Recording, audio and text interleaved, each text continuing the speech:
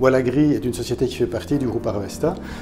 C'est une société en fait qui est le principal acteur de l'agrofourniture en Wallonie et de la collecte de céréales. Notre mission, c'est de conseiller l'agriculteur pour améliorer sa productivité et sa rentabilité. On le fait à travers de conseils qui sont donnés par une trentaine d'agents technico-commerciaux, donc nos experts Wallagri, qui vont conseiller l'agriculteur dans sa situation spécifique pour améliorer justement sa rentabilité et sa productivité, mais également pour lui donner accès ou lui proposer, lui fournir toute la gamme de produits et d'intrants qui sont nécessaires à la culture.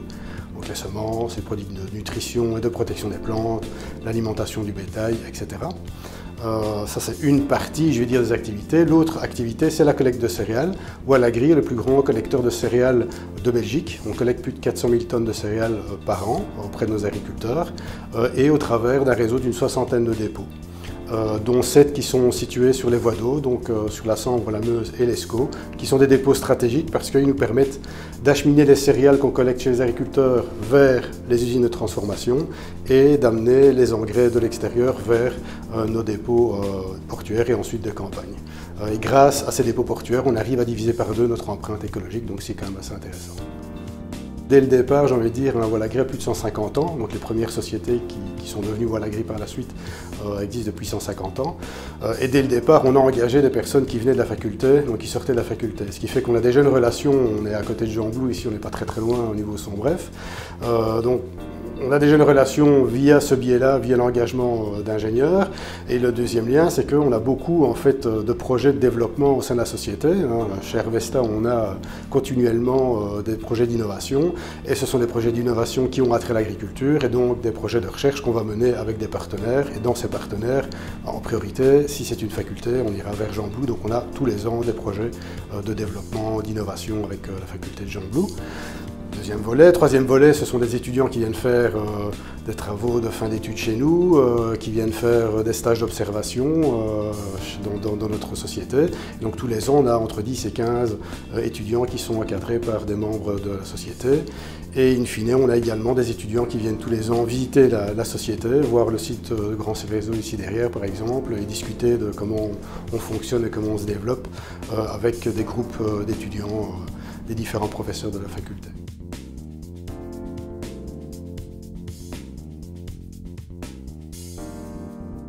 Alors quand on choisit un TFA en particulier, on regarde plusieurs choses. La première, c'est le sujet, fatalement. Il faut vraiment qu'il soit en adéquation avec ce que nous, on a dans notre core business, dans notre activité. On regarde aussi s'il y a un aspect durabilité, qui est une des valeurs clés de la société. Et ensuite, on regarde aussi la faisabilité concrète, en fait. Qu'est-ce que l'étudiant a fait aussi pendant son stage et est-ce qu'il y a un impact direct sur notre clientèle et nos agriculteurs. Dans le cas de Mathieu, c'est quelque part un match parfait, puisque le sujet, c'est un sujet qu'on développe avec la faculté depuis quelques années, depuis le tout début des recherches. On a aujourd'hui des contrats en association de culture, donc pois blé, qui sont maintenant en 4e année de développement chez nos agriculteurs. Donc c'est un sujet qu'on a étudié et qu'on maîtrise, et où on voulait avoir d'autres informations, notamment sur les critères de choix des variétés qu'on met en association. Et le travail de Mathieu s'inscrit pleinement dans cette thématique-là.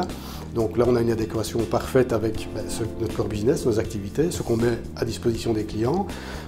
C'est une thématique de recherche dans la durabilité, puisque les associations pois blé permettent d'avoir une plus grande résilience et un meilleur effet, un moindre impact sur l'environnement. Donc ce sont des associations plus durables en termes de culture. Et alors troisièmement, comme on dit concrètement chez nous, il a mis ses bottes aussi pour aller sur le terrain et aller chercher ses informations et amener ses résultats, puisqu'il a été pas seulement faire des recherches bibliographiques, mais il a également été placer des essais et aller rencontrer quelque part les acteurs concrets de production de ces associations. Donc j'ai envie de dire, voilà, ça rencontrait pleinement les activités de la société et les attentes de la société.